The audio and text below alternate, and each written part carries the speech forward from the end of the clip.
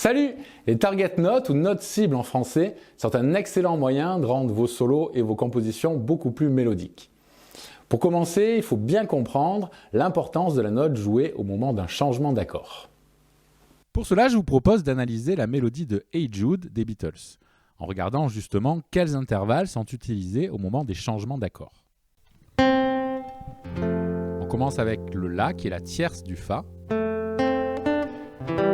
Sol qui est la quinte du Do, le Si bémol qui est donc la septième mineure de Do 7. Pour le Fa, là c'est un peu particulier, on a la sixte et on voit que la mélodie va rapidement sur le La, c'est plutôt celle-là la note cible. Pour le Si bémol, on a un Ré, donc la tierce. Le Do pour le Fa qui est sa quinte. Le Do pour le Do, donc la fondamentale. Et de nouveau le Fa qui est la fondamentale pour le Fa.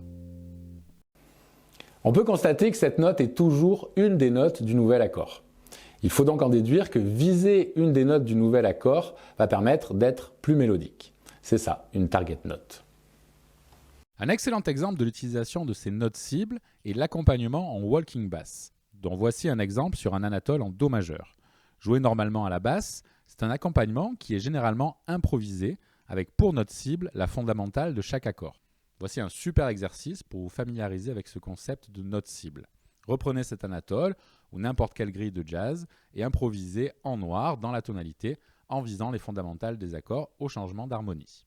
Le fait d'articuler autour de ces notes cibles va vous permettre également de vous affranchir un peu de la tonalité et créer des approches chromatiques très utilisées en jazz.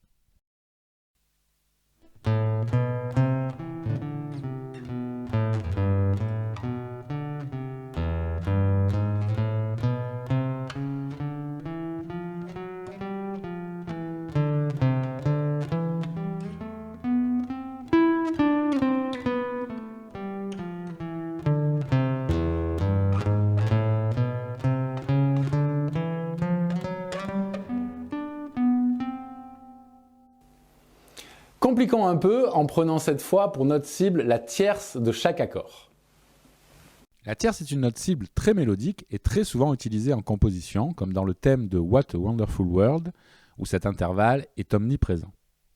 On commence avec la fondamentale, puis la tierce, de nouveau la tierce, encore la tierce, la tierce, la tierce. Ici on a la septième mineure pour aller vers la tierce. De nouveau la tierce. La septième, la tierce. Et on finit avec la tierce. À vous de jouer. Prenez votre grille préférée et improvisez dessus en articulant votre phrasé autour des tierces de chacun des accords. N'hésitez pas d'abord à jouer uniquement ces notes, puis à enrichir en gardant ces notes juste comme notes cibles. Pour vous illustrer cet exercice, j'ai choisi de prendre un Anatole en La mineur. Et donc on aura comme note cible pour le La mineur un Do, pour le Fa majeur 7 un La, pour le Si mineur 7 quinte bémol un Ré, et pour le Mi 7 un Sol dièse. Voici ce que cela donne.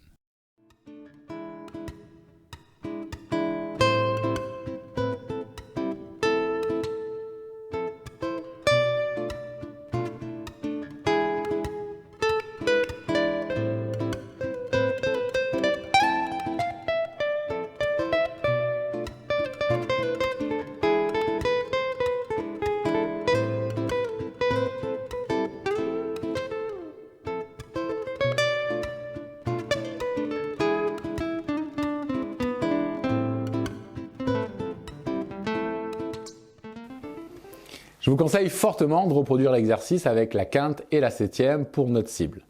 Évidemment, c'est un exercice. Dans un vrai contexte de jeu, vous allez varier ces intervalles et pas toujours utiliser le même intervalle comme note cible.